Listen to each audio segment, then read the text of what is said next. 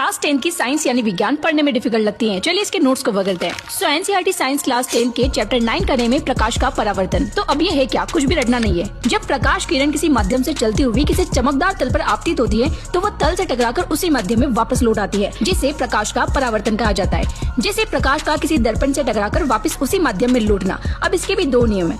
आपतन कोण परावर्तन कोण के बराबर होता है और दूसरा है आपतित किरण दर्पण के आपतन बिंदु पर अभिलंब तथा परावर्तित किरण सभी एक ही तल में होते हैं। नेक्स्ट, प्रतिबिंब क्या है? तो प्रतिबिंब वहाँ बनता है जिस बिंदु पर कम से कम दो परावर्तित किरणें प्रतिच्छेदित प्रतीत होती है या प्रतिच्छेदित दिखती है। इसके दो प्रकार है, वास्तविक प्रतिबिंब, आभासी प्रतिबिंब। नेक्स्ट, गोलीय दर्पण। ऐसे दर्पण जिनका परावर्तन पृष्ठ गोलीय है, गोलीय दर्पण कहलाते हैं। ये दो प्रकार के होते हैं, अवतल दर्पण और उत्तल दर्पण। अब लेंस क्या है? तो दो तलों से घिरा हुआ कोई पारदर्शी माध्यम जिसका एक या दोनों तल गोलीय है, लेंस कहलाता है। ये भी दो प्रकार के होते हैं, उत्तल लेंस और अवतल लेंस। अब लास्ट है प्रकाश का अपवर्तन। तो जब प्रकाश एक माध्यम से दूसरे माध्यम में तिरछा होकर जाता है तो दूसरे माध्यम में इसके संचरण की दिशा परिवर्तित हो जाती है।